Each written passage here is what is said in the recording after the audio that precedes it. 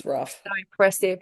Good morning, everyone. Welcome to the Sunday Project. So, whether you're joining us from Los Angeles, New York, Australia, or the UK, or somewhere, anywhere else, we are so grateful to have you and spend your Sunday with us, morning or evening. My name is Deb. I'm a gambling addiction therapist. And at SBS here at Stop Betting Sports, we're trying to do something very important, raising awareness and spreading the word to help people protect themselves from gambling harms. And we're doing that in different ways. And we're not anti-gambling, we are pro-awareness, pro-education, and pro-informed decision making. We believe people deserve honest conversations. So, as always, I am joined by an incredible panel. Here we have Dan Field, Clinical Director at Stop Betting Sports, a licensed clinical social worker and professor at USC, and very respected in the field, worked with tons of people across the years who have been struggling with gambling harms. Mr. Bob G continues to be one of the strongest voices in long-term recovery, bringing wisdom, hope, and fun and just things to make you laugh. Are you a fan or you're a customer? Very real. Mr. Mark Lefkowitz, a dedicated activist and in prevention, responsible for Gambling Initiative, creating programs, public education, and brings his lived experience here every week to the Sunday Project. And we're also delighted to welcome back Kate. Kate is live again here from Canberra, Australia. It's 3 a.m. Delighted to have Kate back here again. That shows the dedication for you. Kate is an activist in prevention and goes head to head with politicians in Australia to help prevent youth, kids from gambling harms, especially how advertisements are rolling out right now. And we're delighted today. Keep saying delighted. We're just so happy to have Danny Funt here today. He is the author of Everybody Loses. Danny's work has done an incredible job of pulling back the curtain of the realities of today's gambling environment and telling the stories that often don't make it into the marketing campaigns. And through his writing and reporting has helped bring greater awareness to the human impact of gambling expansion to all of us. So thank you, Danny, for your contribution, your amazing book, which will be on our website, our Stop Betting Sports website. We also have here joining us today for the first time, Louis Ruggiero. I hope I said your name right. He is the host of the podcast, Nothing Off the Table. And Louis has built a reputation by asking questions, real questions to people that other people don't usually ask, and creating conversations that are real, honest, and impactful.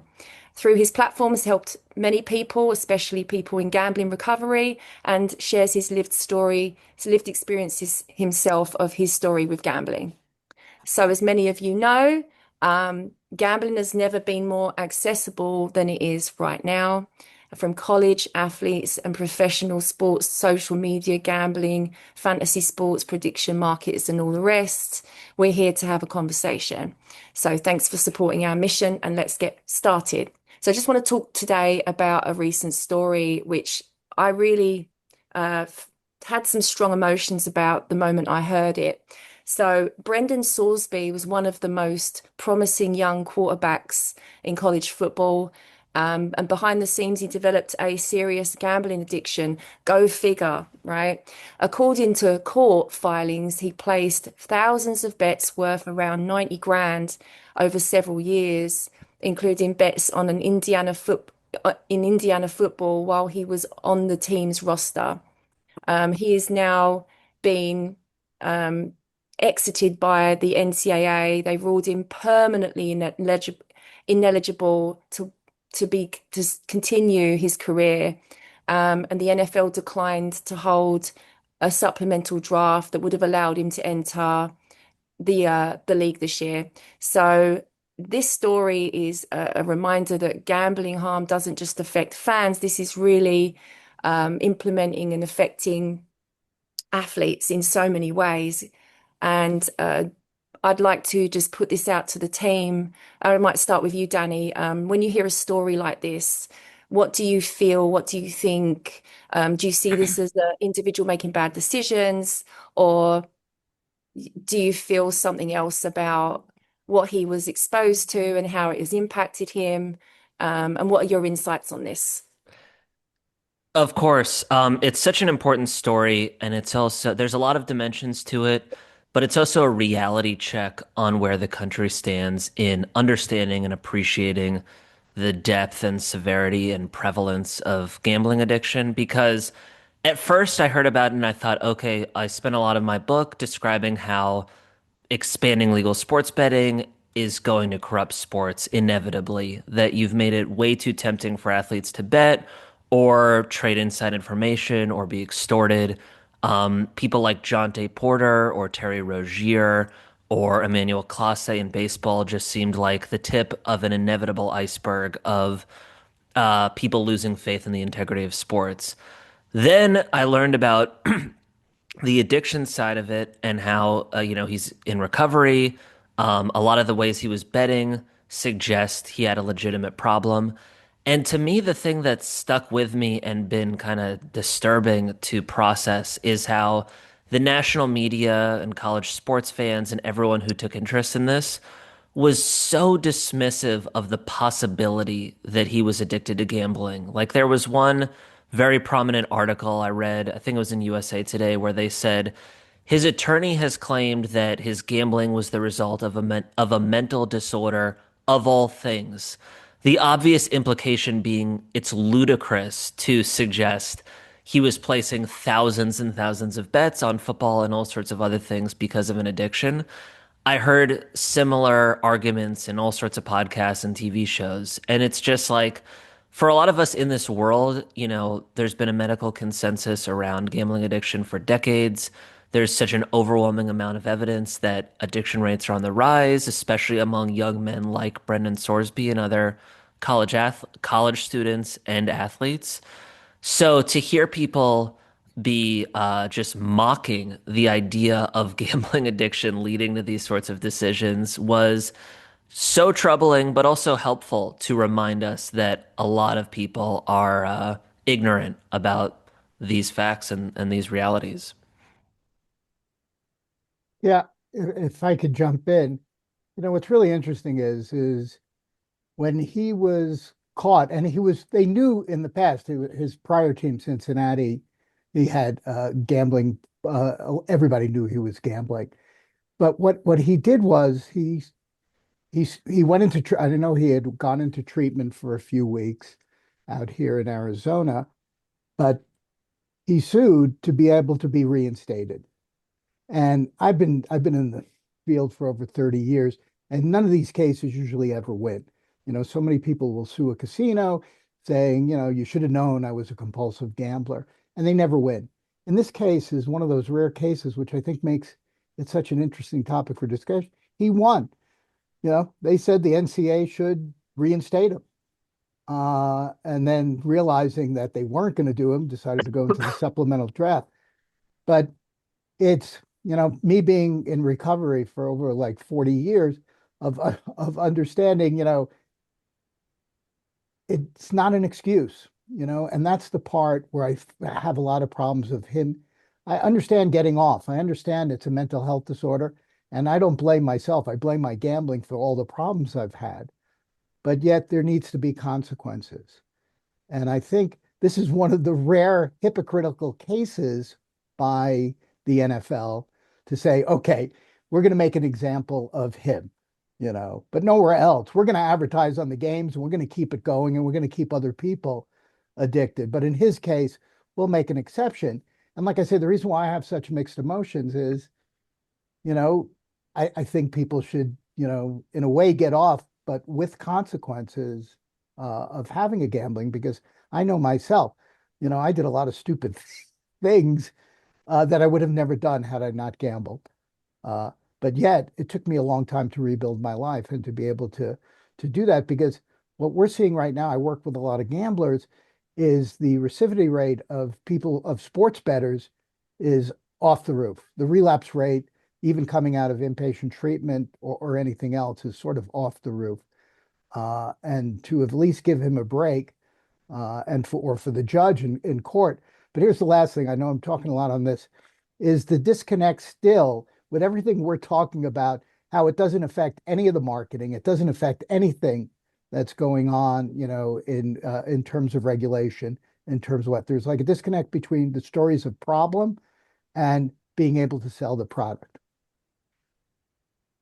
Louis, what are your feelings on? Because you share a lot about your lived experience in your podcasts and been, quite forthcoming with your heart, that everything that you went through. To hear that gambling addiction has been mocked. Um, what are your feelings on that? So I have a couple of feelings. I just want to say I'm so glad that Mark said it. The most important thing for a compulsive gambler, in order to have a successful chance at recovery, is that one word: consequences. There has to be consequences for our actions. And like Mark, I don't blame necessarily myself for the problems that came about due to my gambling. Um, but I will say this.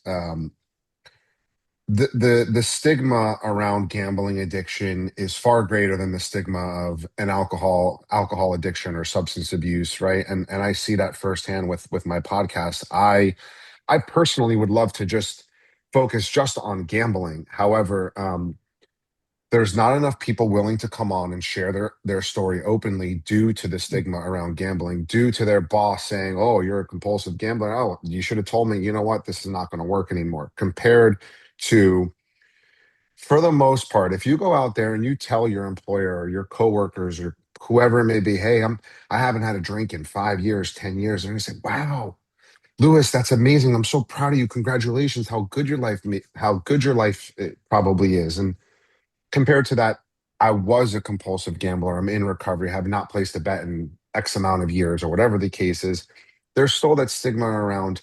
People automatically assume compulsive gambling with stealing, losing money, irresponsible with money, et cetera, right? And they don't think, while they can see someone can recover from drugs and alcohol, gambling is fairly new, and that also means that the recovery is fairly new, and people need to see and be more open and share about, like, hey, like, we can recover from this. We can be responsible with our finances. We can be trusted with money. We can be trusted with jobs, et cetera. And I think that's my whole mission with the podcast, is to share stories, and talk about, obviously, the horrible things people do when they're gambling, but also talk about how good life is in recovery and how anything is possible in life once you're in recovery. Um, and just quickly on the Brendan Sorsby thing, right? Um, I would assume, and this is based off my personal experience, when he started gambling, he did not think, "Oh, I'm going to become a compulsive gambler." He started gambling thinking, "This is fun. This is what all my friends in college are doing. This is what all my friends in high school were doing. I want in on the fun." And once we cross that invisible line where there's no telling where that line is. That line is different for everybody, but once that line is crossed, there's no going back, and the only way, in my opinion, is through abstinence. So yeah, on Mark's to end on Mark's note, there has to be consequences. While I commend the NFL for making an example out of this one, I mean, we can pull up some statements on Roger Goodell, um, talking about how horrible legalized gambling would be, and now they're, FanDuel's biggest partner. So um, it's a very interesting time that we're in, but I do think that it's going to get, unfortunately, a little bit worse before it gets better, and some guardrails do get put up.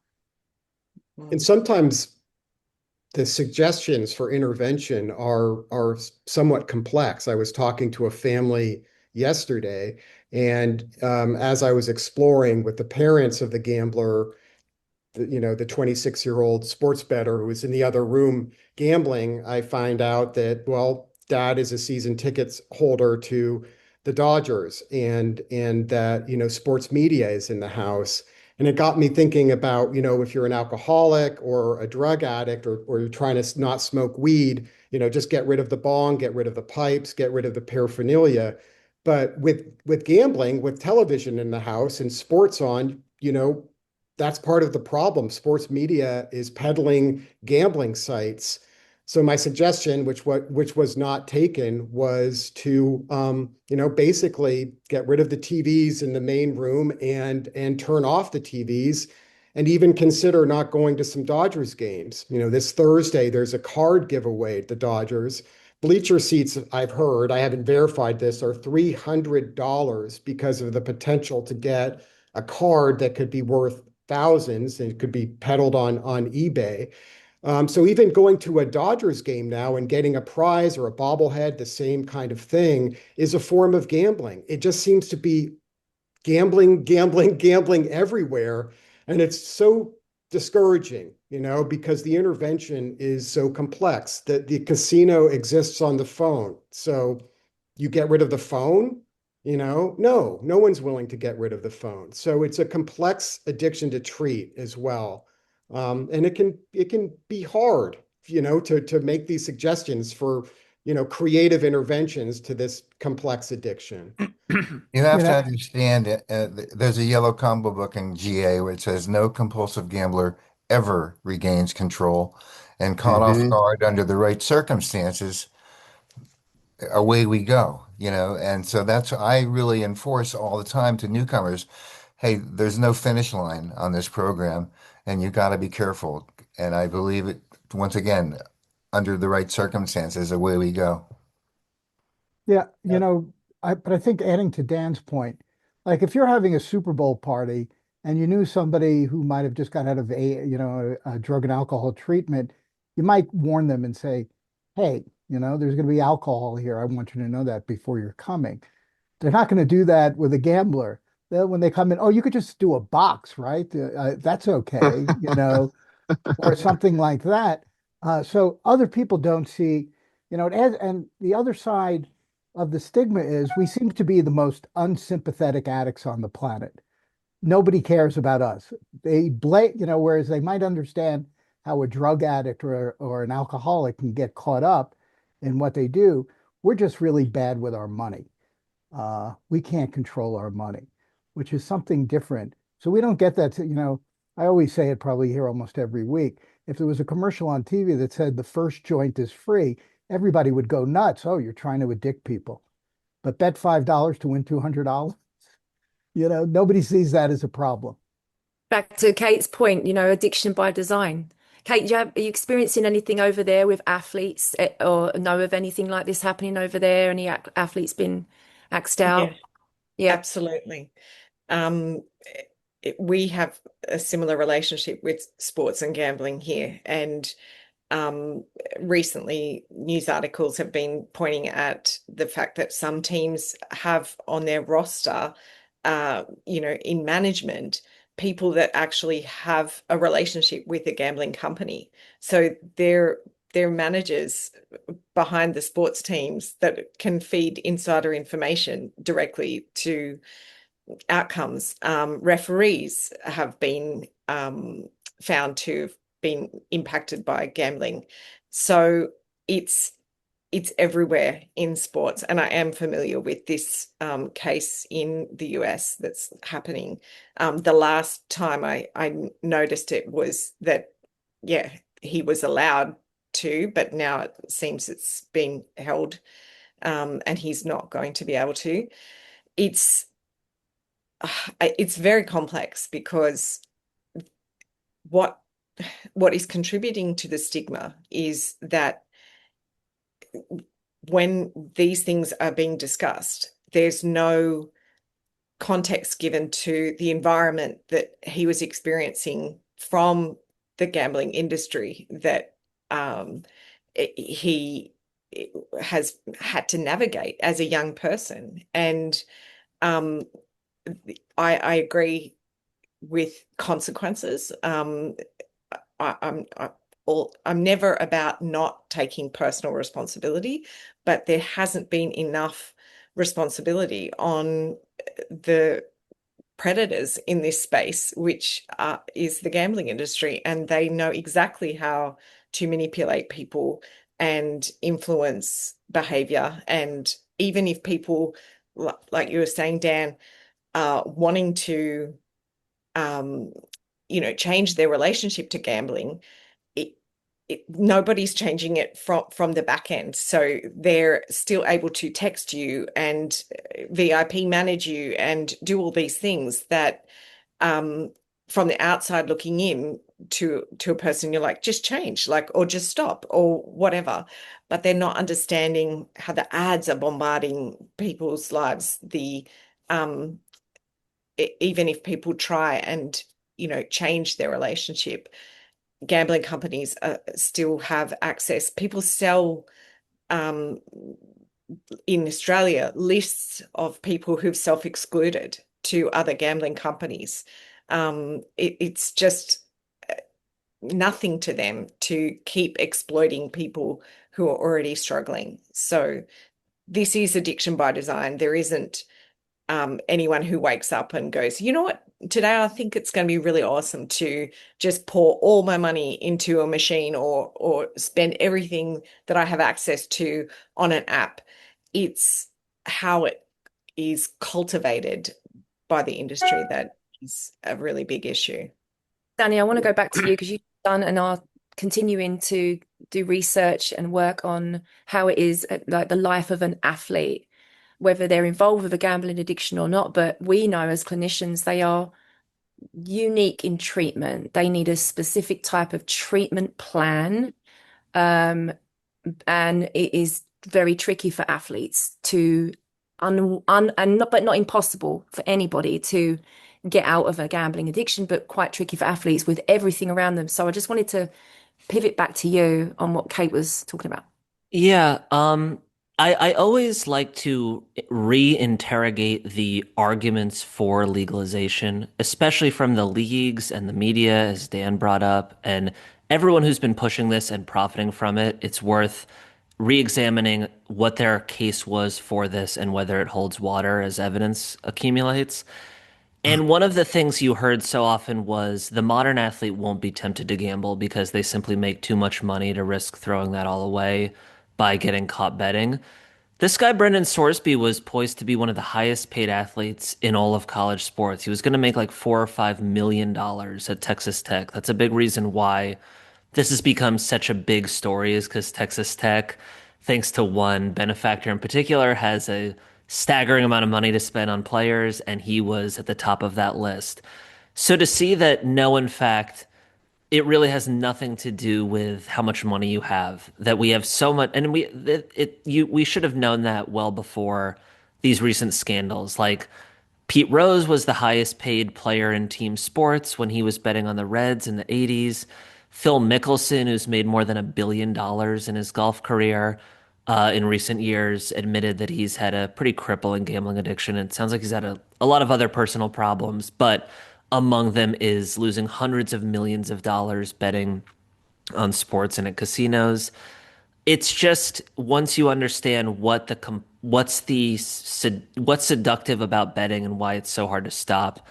It's money is like the subject, but it's also beside the point, and it's why that assurance shouldn't make us feel too confident that this isn't going to keep corrupting sports. Very quickly, I just want to add, I actually don't think they've made an example of Brendan Sorsby. I think the college sports and the pros have been pretty iron-fisted in banning people for life. If they've been caught fixing games, but also if they've just been caught betting on their own teams or their own leagues. That's kind of the golden rule of sports, and they've been draconian in how they've responded to that. But I think what Sorsby and some other people reveal is like that's unsustainable if so many athletes are going to succumb to the urge to bet. You can't ban everyone. And that's why the NCAA last year was hoping to loosen the rules on what college athletes can bet on. It was kind of an admission that you can't stop young men from betting when they're bombarded with ads, when all their friends are doing it, when it's like the cool thing to do nowadays, when there's so many reminders of how fun it is to bet in your face 24/7. So they said, well, can we loosen the rules on what you're allowed to bet on? But that kind of got defeated. It faced a lot of blowback. And I just think now, once again, it's like, yes, we don't think a quarterback should be allowed to play who's betting on his team. But how many quarterbacks are we going to have left once we start really enforcing these rules? It's sort of unsustainable. I don't And know. kind of just, You go ahead. kind of to just piggyback off off Danny a little bit too, is like we just saw with Terry Rozier. Terry Rozier, correct me if I'm wrong, I think Terry Rozier on the Heat was making $15.5 million a year. And he's probably going to be sent to prison. They're going to make an example out of him and send him to prison for the gambling scandal. So, um, for me personally, no matter as a compulsive gambler, no matter how much money I made, my bets kept increasing. So if I was a compulsive gambler before I became an NFL superstar and I went from making $10,000 a month to $2 million a month, my bets would go from maybe $1,000 or $2,000 to 50 to 100 to 200 to $300,000 because as a compulsive gambler, it's not about the money. It needs to be relative to what's in my bank account for me to feel that, to scratch that itch, um, so to speak. And kind of what Bob was alluding to, I'm sober from drugs and alcohol 3.5 years. And, you know, it's fairly easy in the sense that I don't need drugs and alcohol to survive. The recovery of drugs and alcohol is very simple. Don't drink or don't use. And what happens after that, the 12 steps and all that good stuff is great. But as a compulsive gambler, I need to redevelop my relationship with money on top of not watching sports for a year, turn over my finances to someone I love. Like the recovery process of it is the difficulty level is going from a novice to advanced very quickly to recover from this gambling disease. And um, you know, I don't have an advertisement in my face every 5 minutes for a Heineken or a tequila or cannabis compared to I turn on the TV, whether it's the news station, whether it's another channel, it's a sports gambling advertisement. It's absolutely out of control right now. You know, Going back to individual athletes, I've said this before. Prop bets on individuals' performances have destroyed the fabric of athletic competition. An athlete doesn't have to gamble, but he could say to his brother, "Hey, listen, I'm supposed to catch 6 passes today. I'm going to drop the sixth, and he's not gambling, but he's not going to reach his whatever the prop bet was on that individual. And it's no longer about the team; it's about individuals." you know, there was a Washington Post story recently that said their averages every 4 minutes a gambling message during a sports game. That is insane, you know.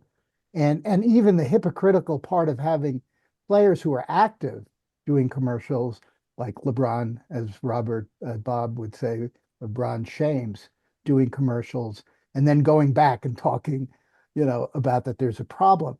There's that incredible disconnect. But here's something that I found very interesting about it's not only the money, what it all boils down to me, we're talking about money now. It's more about dopamine than money. It's more about getting that dopamine for whatever reason. We don't know whether the quarterback's childhood, he had a lot of trauma in his childhood, and that's why, it could have been drugs, alcohol. He happened to find gambling. But I think what really gives the dopamine rush is the risk assigned with the bet, not just the money. The risk of putting your mortgage money doubles the dopamine. The risk of knowing you could be banned from sports for life triples the dopamine. So I think and to me, it's that chaos. I always believe ultimately, I had a really bad gambling problem when I was young. It's the chaos that I'm actually addicted to because it gets me to forget about everything else, about my childhood, about whatever, any of the things that are going on in my life. And, it just keeps adding level to level to level of dopamine. And I always tell my clients, once you cross that line, you're toast, Doesn't mean you can't have a great life. I've seen more people get better probably than anybody. It just means you're going to have to work hard, a little harder. There's something, Mark, about that being with your back against the wall, like you're down 20 points in the fourth quarter that athletes hit, click onto. Like it's just I'm nothing's going to stop me here. And there's no other addiction that mimics that experience of coming back in the fourth quarter, like gambling addiction. And recently also I've talked to some problem gamblers there's nothing that shuts out stress in the world like being one with your computer and betting on sports or iGaming as well. Just for those that don't understand gambling addiction, there's a dissociation that can happen that effectively blocks off the world.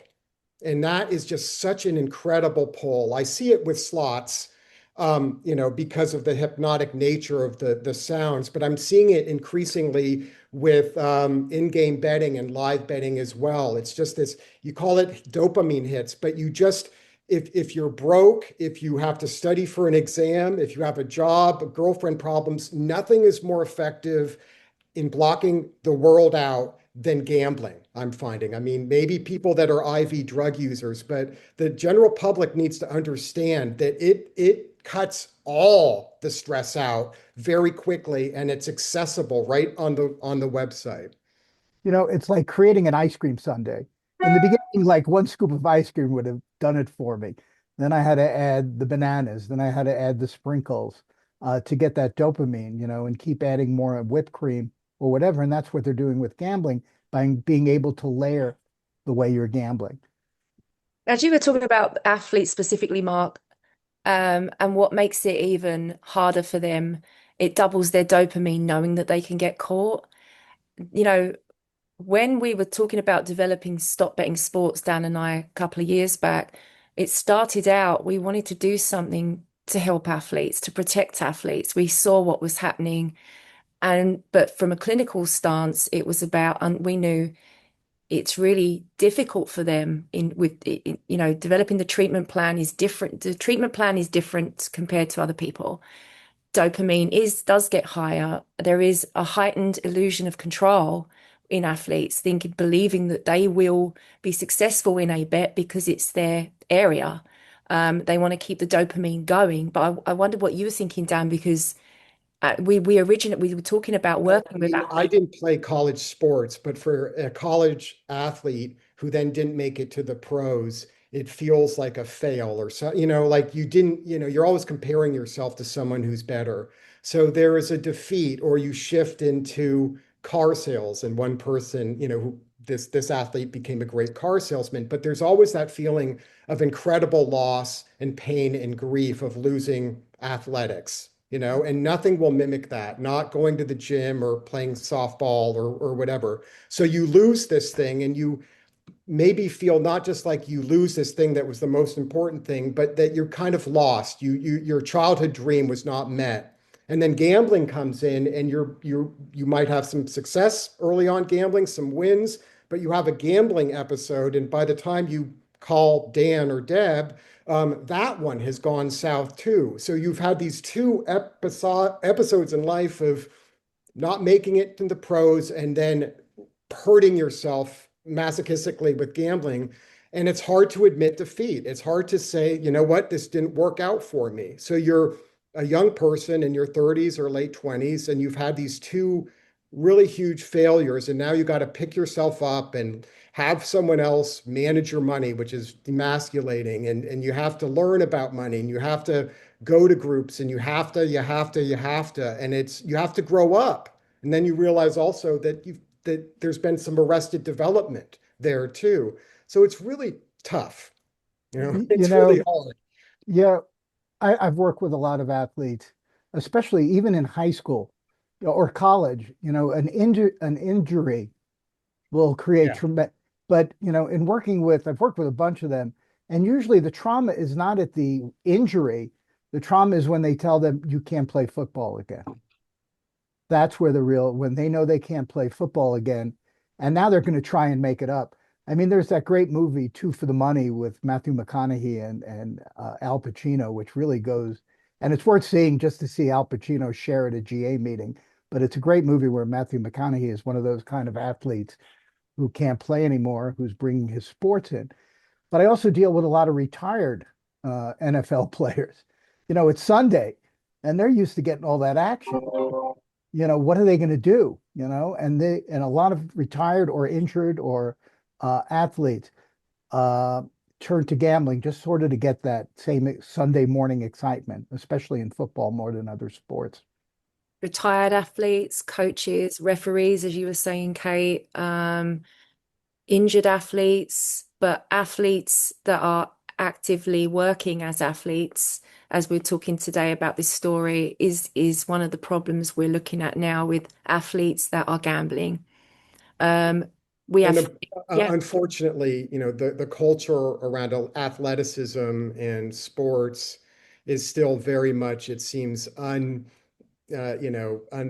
or it seems to be going full force despite efforts to inform athletes of the dangers of gambling. Our regular guest, Jared, who's in Arizona, and his brother is in the pros, the culture around him is just unstoppable pro gambling, in his family and around, around Phoenix where he's playing.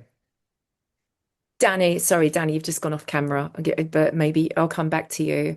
I was just going to go back to Danny and ask him about the intentions. Hey, I'm Danny, sorry. Yeah. that's okay. When you said re-examine the intentions of legalization and then connecting it to the fact that he was going to earn I forget the amount, but how much money, like an incredible Five amount of million a money, year. 5 million, right? Yeah.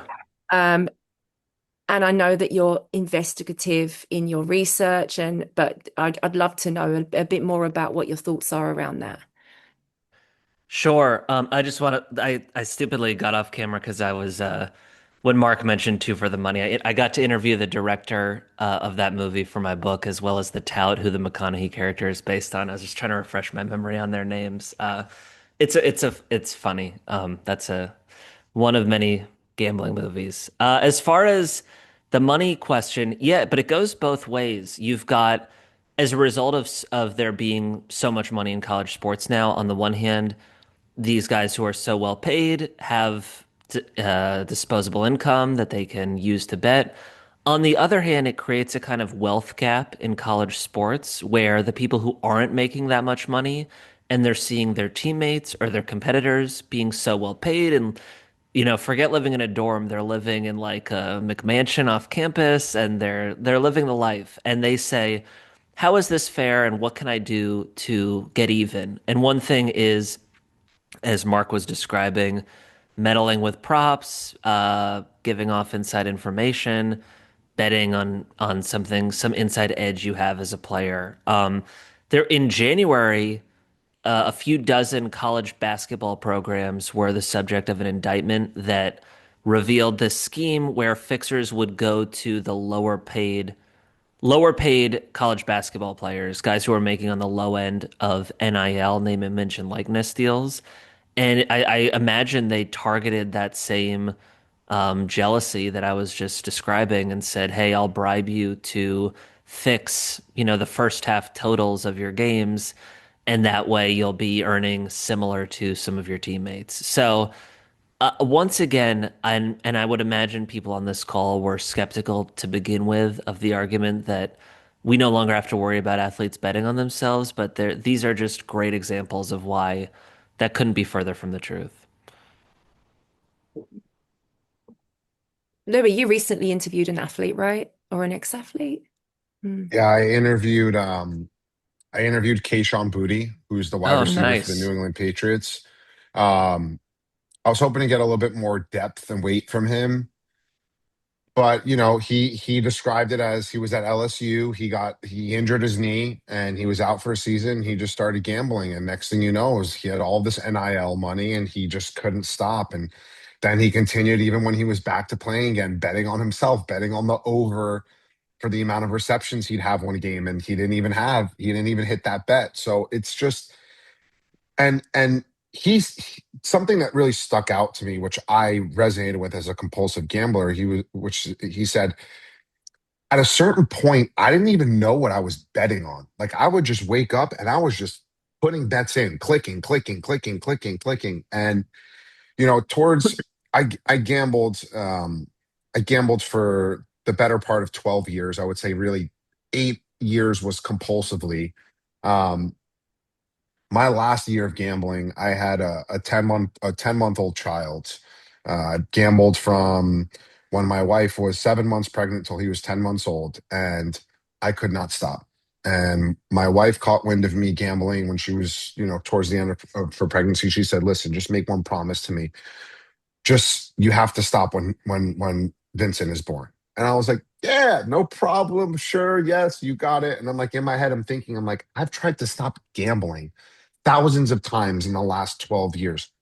My son's gonna make me stop gambling. And sure enough, I'm in the hospital holding my 3-month-old child, my 3-hour old child with a Knicks money line bet in. And you know, the accessibility of it is what makes it so much easier, right? Compared to, listen, the bookies made it easy too, but to be able to deposit all of my money into an app within 90 seconds has made it astronomically more dangerous compared to, and I'm going to be very, very honest here. I had a bookie, let's say I lost $10,000 in a week. I knew I couldn't pay him, but I'd be like, here, you know what? Here's 3 or 4 grand. I had maybe, 6 grand to my name. I wasn't forced to hand over all my money. And 9 times out of 10, my bookie would take the money and keep me open because it was good for business. Whereas FanDuel, DraftKings, Caesars, I would deposit every last penny that I had every single night. Every single night. And every time I got money, I was rushing to buy diapers or whatever for a month long period of time because I knew if I didn't, I wouldn't be able to afford them when I needed them. And that was my end stage gambling. That was my end stage gambling. To got to the point where I was suicidal, and I was like, I don't see another way out of this. And I'm very grateful for the Gamblers Anonymous program and all that it's done for me, because without it, I definitely would not be sitting here and on this panel. Which, like, sometimes I have to pinch myself. I'm like, all my friends would call me asking me what my parlays were, and now all my friends are calling me saying, "How do I stop gambling? I'm burning my life down. Help me." It's a crazy 180, but that's what recovery affords all of us, and it's available to everyone free of charge. Two really important words mentioned today by Danny and also by Louis were stigma and evidence. The stigma of gambling, believe it or not, goes back 3,000 years to the Old Testament. Really, in the Torah, it said gamblers cannot be judges or hold public office. That was 3,000 years ago. And most recently, the Pope said gambling is destroying families in Italy beyond, like, on steroids. So it's the new and the old. And as far as evidence, the longest winning streak in sports is evidence. And I spent 30 years betting against evidence, and all the evidence is there. It's not going to win. Which I is the think best. Go for it, Kate. Go for it. all the evidence was there. They in your country before the laws were changed and the absolute gates were opened as far as really ramping up gambling in the country. And they just had to look at Australia and how ravaged we had been by it. But this isn't been about evidence. It's been about increasing customer bases and absolutely targeting what works and pumping celebrities and endorsing it at every game, flooding it on TVs has made it seem like it's normalized, and it's just that they're one and the same. You can't watch sports without putting on a bet, and that's not true. And changing that reality back for people to help them just have a love of a game or follow an athlete without there being a bet involved is really essential in changing that relationship to gambling, that the industry that's been profiting off harming people is wanting everyone to believe is just normalized. That's one of the things in some treatment planning. There's that other movie. I don't think it's a gambling movie, For the Love of the Game. Can you get to that place where it wasn't corrupted by gambling? Can you enjoy baseball just purely because you love baseball?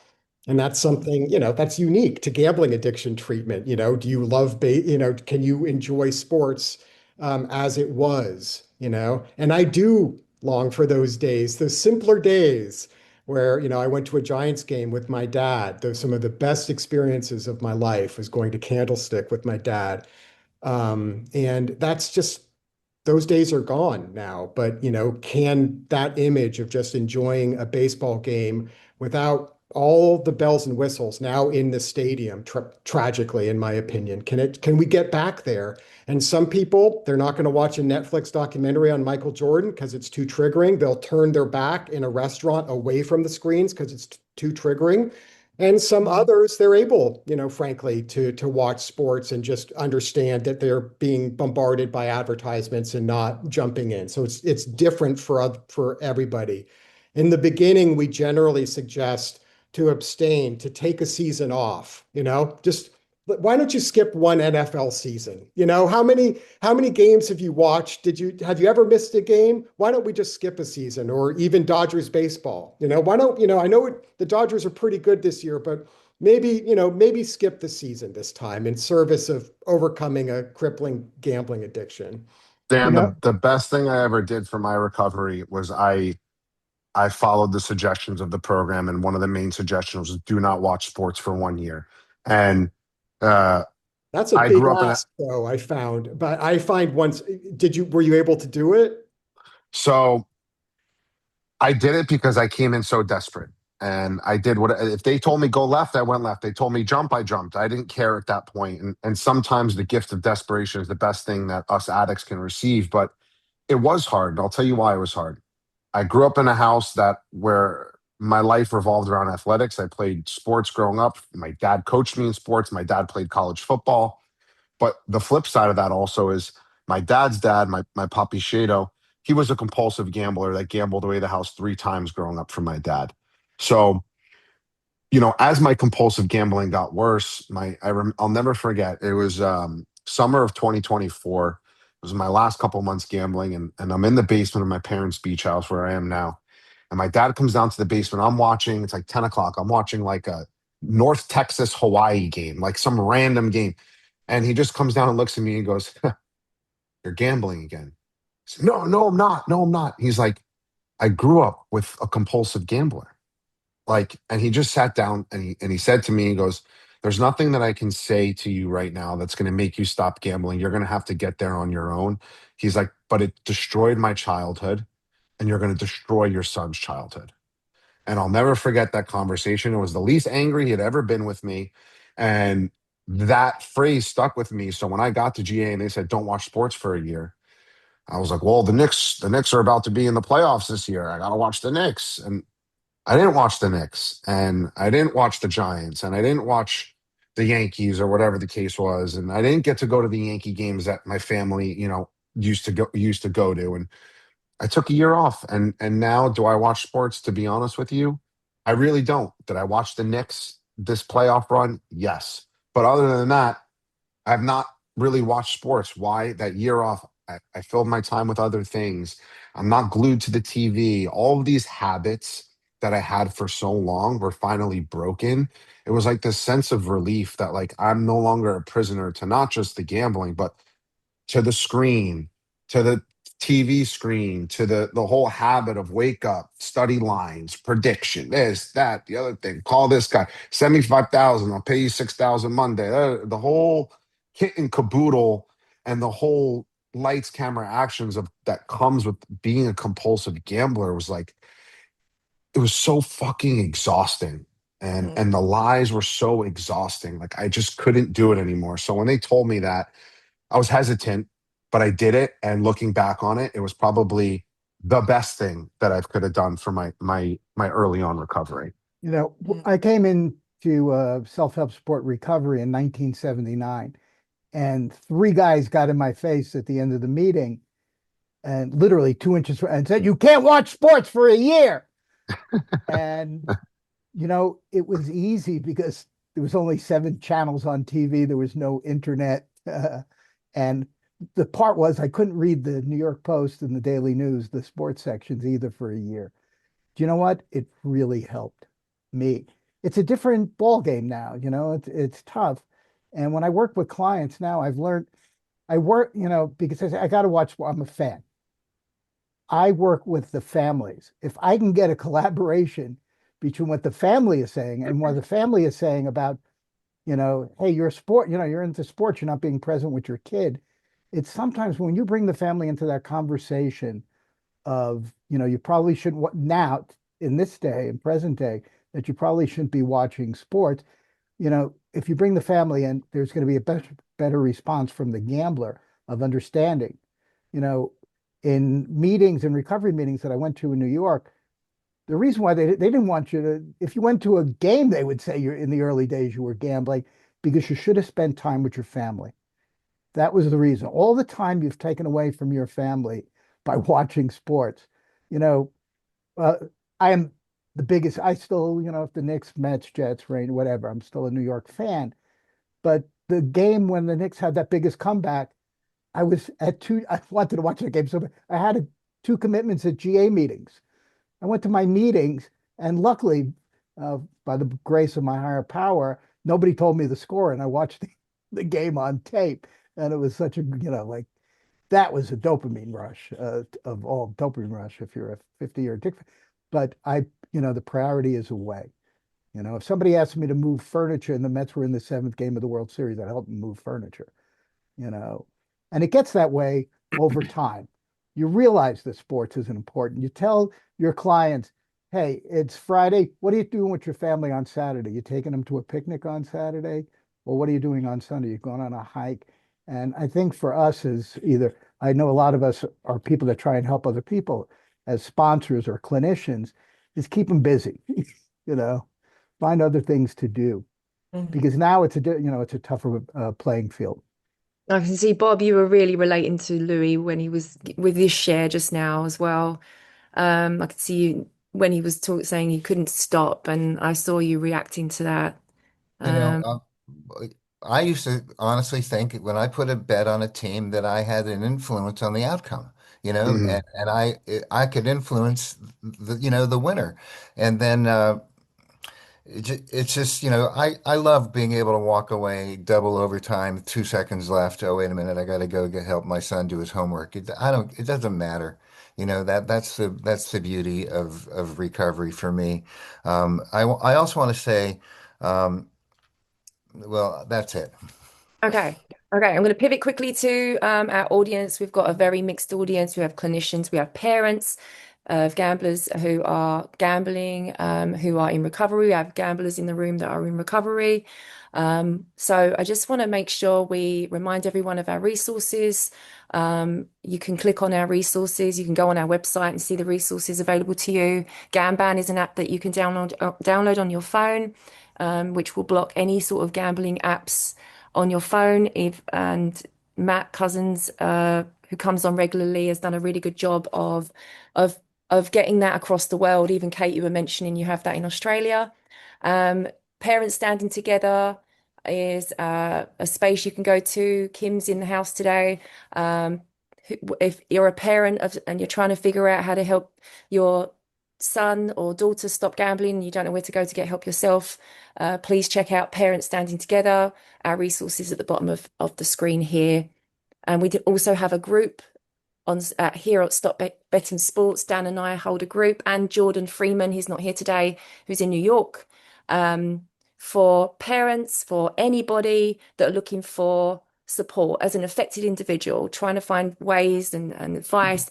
A lot of the people that come into our group on a Tuesday are new and are in shock, and Dan and I spend time with people explaining what's going on, what's happening in the brain, because people can't recognize their child suddenly. So we're there 5 p.m. PST Tuesdays. Chat with Dan. Gamanon. So all the resources down the bottom. Also, for anyone who's new here, how to recognize if you've got a gambling addiction, how to recognize if you're developing a gambling addiction. I'll go to Dan. I'll get into that in a second. I just want to briefly applaud Louis for his share and also just comment on it a little bit.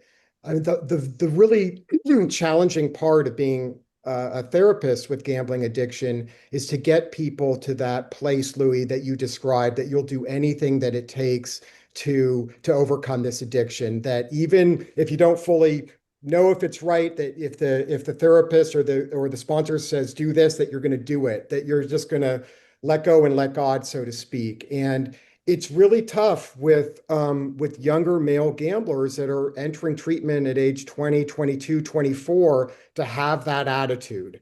And for someone to work with a younger gambler, you really have to be patient and eliciting the consequences of the gambling, which there needs to be. That's the unfortunate thing.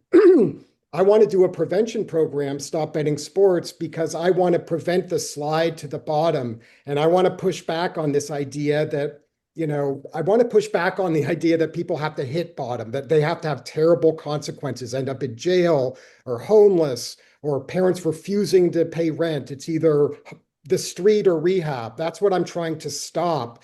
And that's where Louis, you and Rob and others that are just have had these experiences and just telling these stories is so important to get to wake people up in a way that someone without a history of problem gambling can do. So I'm hoping that the stigma will lift and there'll be more problem gamblers and prominent athletes, especially, that are going to be talking out about this to wake people up before the slide to the bottom.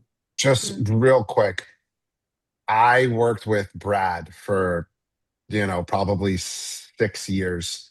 And I'd go and meet with Brad and we would walk around the park in Beverly Crest, maybe, or whatever, where all the big houses are. I'd have bets pending. I'd have bets pending while I was meeting with Brad. It Yeah. took me a very, very long time to get to this place. I wish that it didn't. But to anybody who's watching, I'm 32 years old. It took me from 18 to 30 to stop gambling. Thank And And it doesn't have to be that way. it doesn't, but the brain's developing till age 26 or 24 or whatever it is. Boy, if I could wake people up at age 20 so they don't have to deal with 100K in debt at age 30 and go through a really rotten decade in their 20s, boy, that would really make me feel really, really good. And I don't want to be cynical that people in their 20s won't stop, but it's much easier to treat someone at age 30 than age 20. It just is. And Yeah. I just want to make to have that change somehow. But the gambling stuff, it doesn't work. It develops not just financial problems, but a whole load of problems, most profoundly destroying trust with family and really feeling worthless. Because when you're up money and then you lose it, it's just a terrible experience, which erodes your self-esteem. So, the people that are listening, or the young people, get a handle on it at age 20 or sooner, and don't have a whole decade of this stuff. Yeah, And how to recognize if you're developing a problem too. It Yeah. creeps in. We work with people all the time in treatment and then we make them go back to, they haven't done this before, but really pinpointing the time that the problem began and noticing the patterns of the behavior changing and how the compulsion starts settling in. So, and every week at Stop Betting Sports, we make time to just talk about how to recognize if you are developing a problem gambling, or how to recognize if a loved one is developing a problem. And what are the main couple of things we talk about, Dan? the biggest I mean, oh, go ahead, Dan. Mark, I'm you want to sorry. take that one, or? No, go ahead. I'll go after you. Lying to loved ones is a big one. The sort of like edginess / excitement when you're in action that feels like a little more elevated than your friends. Chasing losses on a Sunday night. Sunday project is to stop people from betting on football and other sports. But if you're doing that late night game and then betting on tennis, late after midnight betting is a good sign that you have an addiction. Louis said that he, tried to stop 1,000 times. If you try to stop in some vague agreement with yourself that then 48 hours or less you renege on, that's a really good sign. You have to talk this out with someone. You have to, get it out there And, the person is not going to be, the end all solution, but it's going to help. You can't do this on your on your own, and then bailouts requiring a big bailout to pay the bookies. Having bookies is probably a pretty good sign, offshore betting, sending your money into places that are kind of sketchy. That's a pretty good sign too. Mark, you wanted to Yeah, mention advertising today, right? yeah, no, I think almost everything is brought up is first of all, the one looming factor of everything we're talking about in terms of sports betting is DraftKings becoming a prediction market, which then makes the regulations like about a million times harder, because it's federal and not necessarily state. And states that set up all these regulations are trying to sue, and they're calling DraftKings now usurps states that voted out, and states aren't, which is bad for the gamblers in a way of gamblers in recovery. A lot of state programs, unlike drug or alcohol, most states that have gambling have free treatment, and that money comes from the vendors. Now the money's not going in from the vendors, like where DraftKings in New York, the regular DraftKings had to pay 55% of their profits. Now it's federal. Now they only have to pay like a sort of sales tax on their bets. So we're going to see a lot less money trickling down into the states of getting money.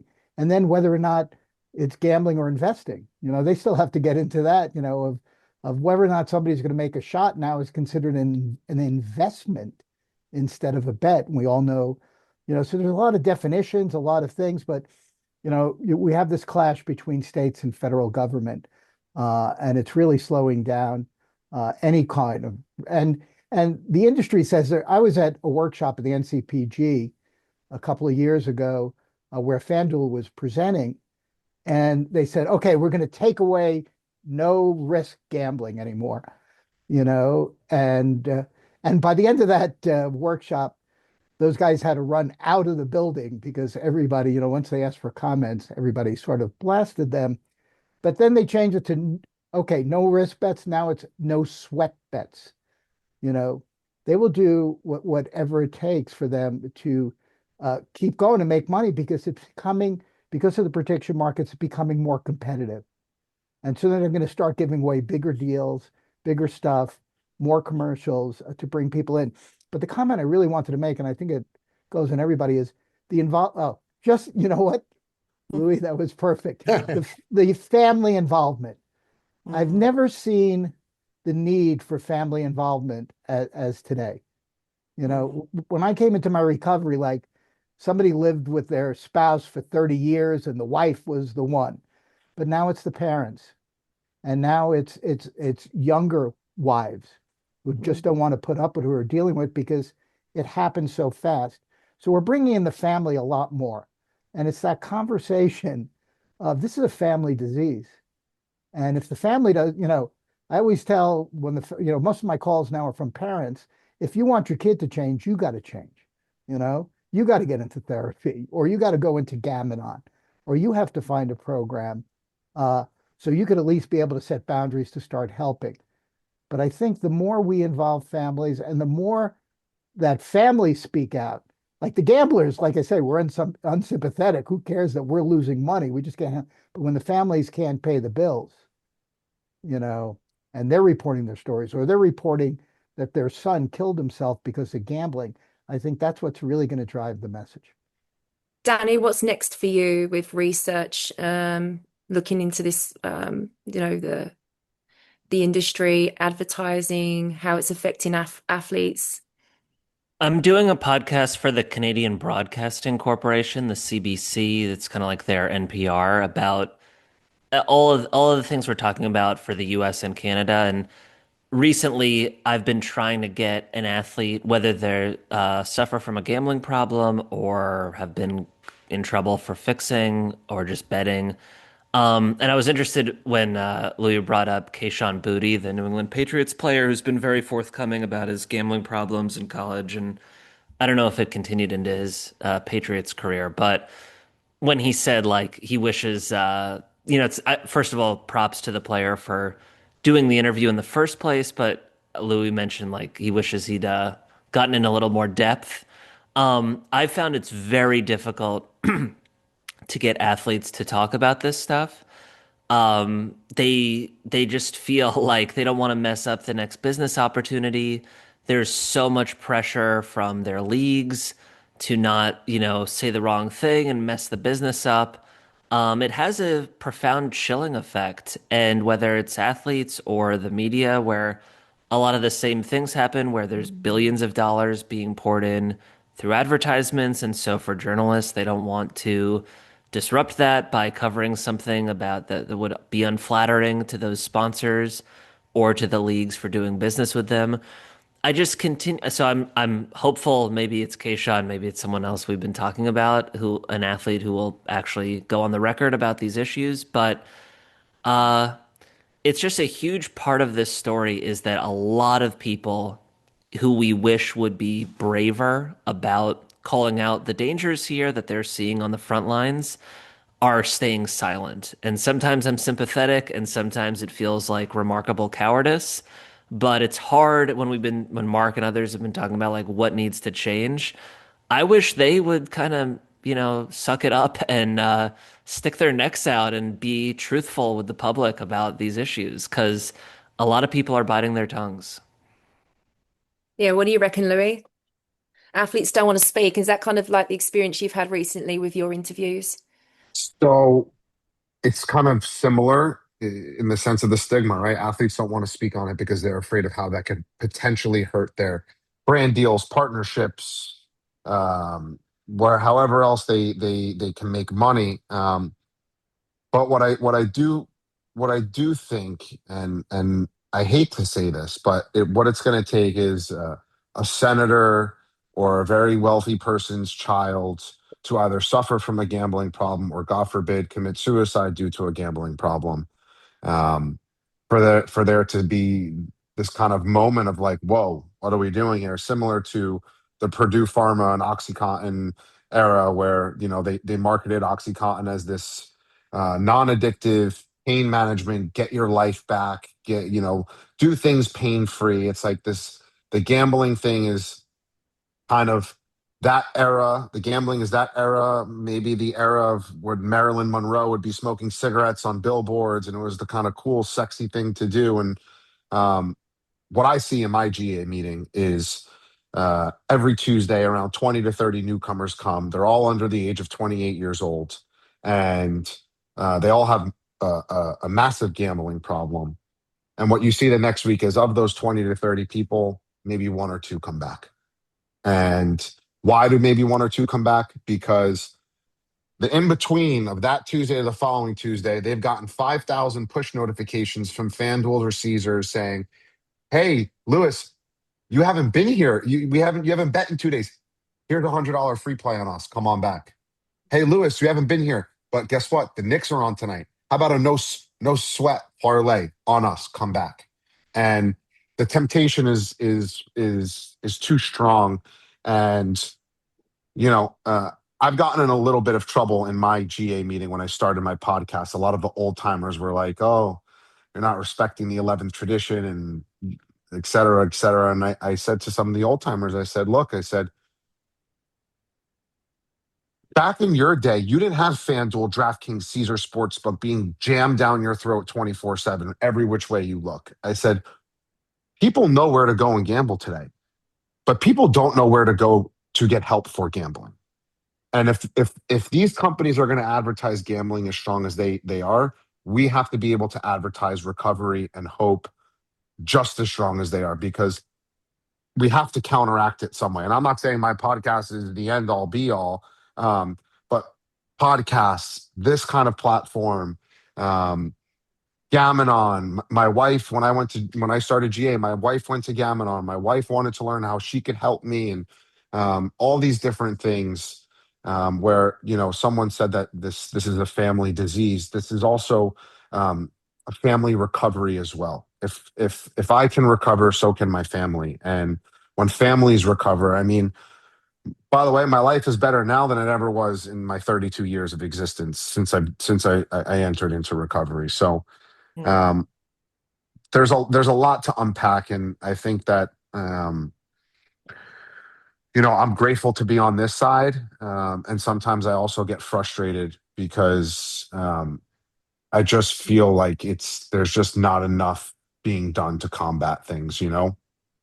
You know, the methods have changed since 1957, but the end result is exactly the same. Gambling has never done anything for anybody. And like I said, you mentioned that you know, 20 people come and one pe person comes back. I've been in GA since 1993, and we could fill Dodger Stadium with the people that answered 19 out of 20 questions, and we never Mm, see them again, you know. And I just want to also mention one thing about, you know, the method of Kalshi, the prop bets. You know, the CEO of Kalshi, they're facing 20 lawsuits, states challenging their immunity from the gambling laws. And the CEO from Kalshi actually said, "We're very excited about these lawsuits because it's free publicity." They've already lost every one of the states have lost every case because it's federal and Mm.